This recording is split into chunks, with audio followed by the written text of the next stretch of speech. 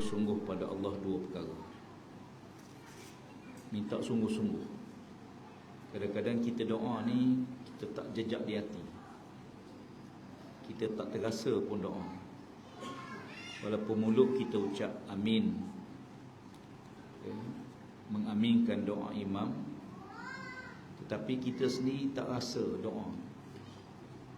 Menyebabkan kita, pertama, kita tak hayati doa tersebut. Yang keduanya, kita macam tak kisah Tuhan makbul ke tak makbul pun tak apalah, ya. Orang yang beriman, bila dia buat sesuatu amalan, ya, kata Nabi, innallaha yuhibbu iza amila amalan an yutqinahu. Kama qala, Allah suka seorang tu bila dia beramal sungguh-sungguh, ya, bukan sambil lewa. Kadang-kadang kita tengok kita ni di antara dua benda. Satu, terlalu memperlekehkan dalam ibadah, sambil lewa je. Allah, sambil lewa. Ataupun terlalu syadid, Allah lampau-lampau pula, ya. Di antara dua tu, dua-dua tak betul. Nabi kata mintalah sungguh-sungguh pada Allah. Ini minta kena sungguh-sungguh pada Allah dua perkara.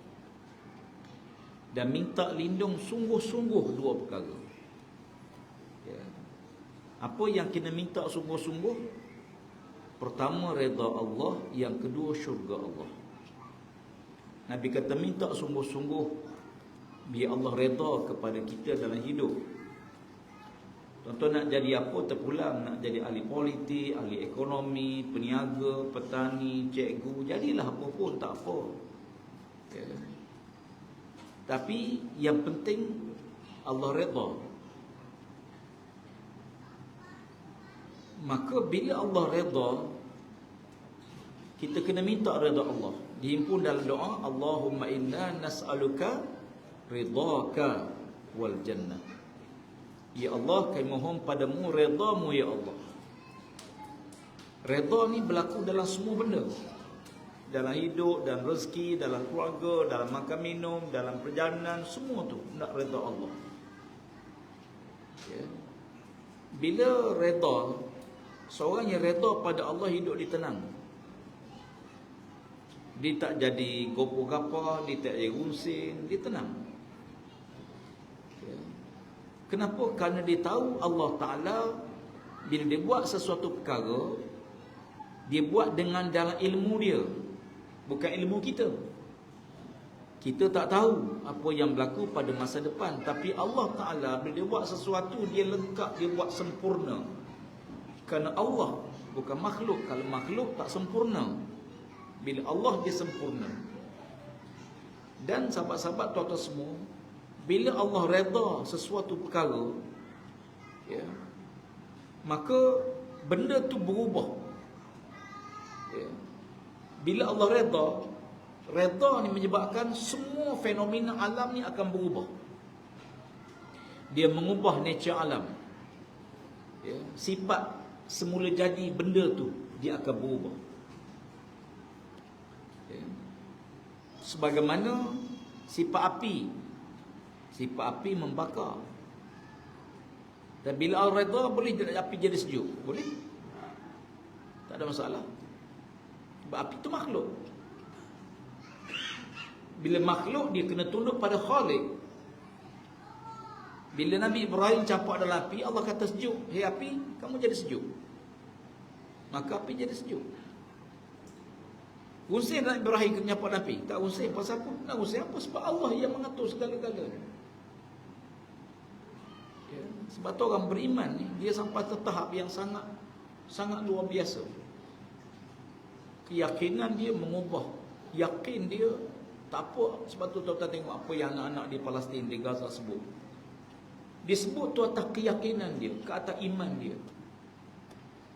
ya. Dia kata kami tak kisah. Lepas ni Yahudi akan mati, kami mati masuk syurga, Yahudi mati masuk neraka. Allah pasti beri kemenangan sebab adanya Allah Ta'ala, ya. Sampai budak-budak kata, jangan kata mak ayah saya mati. Jangan ada siapa-siapa kata mak ayah saya mati. Pada depan dia tu mak ayah dia yang telah pun gugur syahid. Dia kata, jangan kata ayah saya mati. Ayah saya tak mati, cuma Allah pindah ke syurga. Allah pindah roh dia ke syurga, jasad duduk sini. Tapi roh dia dipindah ke syurga Allah Subhanahu Wa Taala. Yakin. Bila Nabi Musa AS dikejar oleh Firaun. Ya, kadang-kadang kita ni kena sabar kejap je. Bila tak sabar ni keluar pada jemaah ni. Bila tak sabar dia lawan jemaah, dia lawan pimpinan. Dia tak sabar dia tak ikut arahan. Bila tak sabar dia akan buat rasa dia lebih hebat pada orang lain. Bila tak sabar dia rasa ilmu dia lebih tinggi pada orang lain. Pendapat dia rasa betul, pendapat orang lain semua tak betul. Tengok Allah uji Nabi Musa AS. Siapa kejar dia? Firaun. Ya. Kemana Musa lagi? Lagi tepi laut. Sampai tepi laut, pengikut Bani Israel tanya Nabi Musa AS, "Hei Musa, kita nak ke mana ni?" Lagi tepi laut. Ya. Kata Nabi Musa, Allah Ta'ala perintahkan aku bawa kamu kemari. Bawa lagi semai. Betul lah, tapi lepas ni nak gimana? Firaun makin dekat. Tengok. Oi, kalau kena kita keluar parti tuan-tuan. Ya, ni ketua tak boleh ikut ni. Apa bawa pergi laut ni? Ya. Dan Allah Ta'ala tidak suruh Nabi Musa terus pukul lautan. Ya. Tak suruh. Tunggu. Ya. Tak tunggu apa? Bunyi kuda kat Firaun makin dekat, makin dekat, makin dekat. Woi, masa tu tuan-tuan, kalau tak kuat iman, tinggal pimpinan, tinggal pemimpin. Tak boleh pakai dah YDP ni. PJ pun tinggal tuan. Tapi tunggu. Tunggu apa? Tunggu arahan Allah. Bila sampai dekat, barulah Allah Ta'ala suruh pukul lautan. Laut tiba-tiba berhenti, air laut berhenti mengalir. Berubah dan nature? Berubah. Asal laut mana boleh berhenti?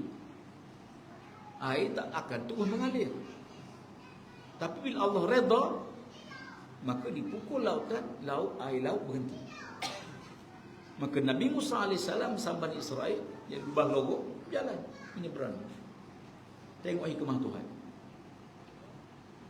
Bila Nabi Musa sampai tengah laut, Firaun sampai tebing.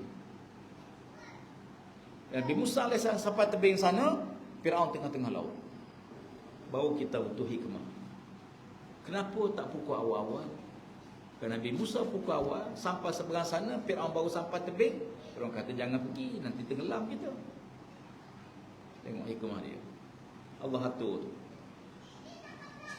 Pengaturan sangat baik. Kalau Nabi Musa pukul awal, Bani Israel seberang laut, duduk seberang sana, selamat dah. Firaun baru sampai tebing, confirm dia tak pergi. Kan? Tapi sebab nampak dekat, kejar lagi, maka berlakulah apa yang Allah atur. Itu hikmah kadang-kadang berlaku pada kita. Kita masuk bilik air masjid, ada 10 bilik air. Allah gerakkan hati kita masuk satu bilik air. Kenapa bilik air itu kita masuk? Kenapa tidak bilik air? Wallahu alam. Tapi bila tuan-tuan masuk, tuan-tuan tahu pasal apa. Masuk, oh, pai air tak tutup. Pernah jumpa tak? Pernah kan? Kita masuk bilik air, Allah gerakkan kita masuk bilik itu. Rupa bilik air tak tutup. Pai dia orang sebelum kita tak tutup. Kadang-kadang kita nak masuk satu lorong, tiba-tiba dalam ayah main telefon, salah jalan. Masuk lorong lain. Allah, pasal apa lorong sini jauh? Rupanya lorong pertama tu ada polis buat roadblock. Dia sini tak bawa. Kadang-kadang ada sebab hikmah, segera Allah tunjuk, kadang-kadang Allah tangguhkan. Sebulan, 2 bulan, 3 bulan. Kadang-kadang lepas kita mati.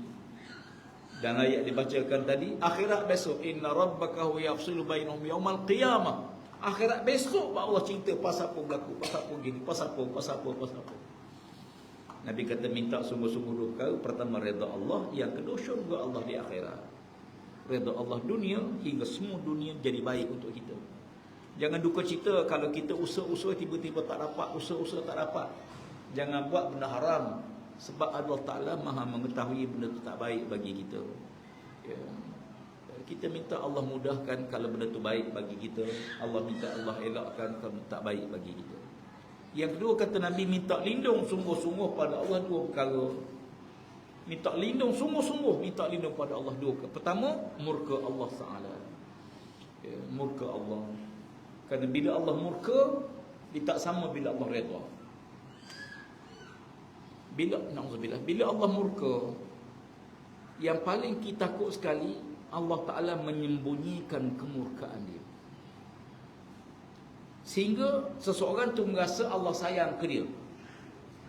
Kenapa? Kerana yang dia minta dapat, apa dia hajat dapat, hidup dia pun senang, keluarganya pun bahagia, anak-anak pun okey, rezeki pun murah. Dia nyangka Allah Ta'ala sayang ke dia, padahal Allah benci ke dia. Cuma Allah tangguhkan kemurkaan Allah. Dipanggil istidraj. Istidraj. Orang yang Allah benci, tapi Allah simpan kebencian dia. Allah tak tunjuk kebencian dia, kemarahan dia, dunia. Na'udzubillah. Firaun hidup mewah, sakit pun tak pernah kena, demam pun tidak, gatal adalah. Firaun memang menggatal lah sikit-sikit. Ya. Dekat nak mati sakit gigi. Firaun ni sakit gigi. Tapi selepas dia mengaku ana rabbukumul a'la, akulah Tuhan kamu yang maha tinggi, lepas tu dia sakit gigi. Maka dia balik ke bilik dia, istana dia. Dia beritahu bahawa dia sakit gigi. Tapi dia beritahu seorang, kamu pergi panggil doktor gigi. Kamu jangan beritahu apa-apa, Firaun sakit gigi. Takkan Tuhan sakit gigi? Baru mengaku jadi Tuhan sakit gigi. Maka doktor gigi beritahu keluarganya, kalau aku tak balik, dia kata mungkin aku balik dan mungkin aku tak balik. Kalau aku tak balik, aku dibunuh oleh Firaun. Kalau aku balik, mungkin tak ada apa-apa. Rupanya masuk bilik, rawat gigi dia, Firaun bunuh dia. Takut bocor rahsia dia sakit gigi. Takkan Tuhan sakit gigi. Dibunuhnya. Macam arkitek piramid, dia bunuh. Selepas dibina, dibunuh arkitek tu, supaya tidak ada orang bina lebih baik daripada dia. Ini perangai manusia, takabur, sombong. Ditanda orang lebih daripada dia. Dan inilah Arab sekarang tengah berlaku, bersaing. Ni tengah nak bina kapal yang paling besar, kapal layar paling besar, paling canggih. Duk bersaing antara negara-negara Arab sekarang. Siapa yang paling hebat, siapa yang paling canggih. Bina bangunan, menara paling tinggi, bangunan paling tinggi, berlawan siapa yang paling tinggi sekarang. La ilaha illallah. Jadi sahabat-sahabat sekalian, kalau Allah Ta'ala murka, na'udzubillah, maka Allah Ta'ala timpukan balasan sebagai tanda orang beriman ni. Kadang-kadang bila sakit, Nabi kata hatta dui kena kaki pun Allah nak ampun dosa. Kesakitan, penderitaan, kadang Allah nak ampun. Bukan kerana murka Allah Ta'ala, tapi Allah nak supaya tidak ada suatu dosa yang tersimpan lepas mati. Dan yang kedua, kata Nabi, minta lindung sungguh-sungguh ialah neraka Allah di akhirat. Dan ini juga doa yang saya kira baca. Allahumma inna nas'aluka ridhaka wal jannah wa na'udzubika min sakhatika wan nar. Yang pertama. Yang kedua, kalau tuan-tuan baca dalam surah Al-Baqarah ayat 183 tentang bab puasa, 184, 85, 86, 187, Allah Subhanahu wa taala menyebut tentang hukum, uhilla lakum lailatas siyam rafasu ila nisaikum kunna libasul lakum wa antum libasul lahum. Dihalalkan kamu menggauli isteri kamu pada malam hari pada bulan Ramadan. Mereka pakaian bagi kamu dan kamu pakaian bagi mereka.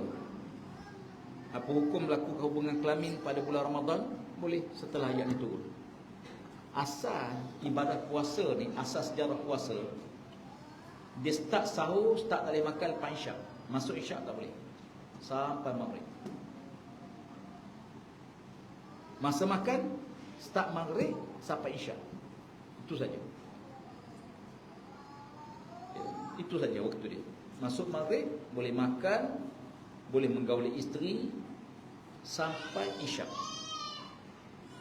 Bang isyak kena berhenti, walaupun belum baru nak start, kena berhenti.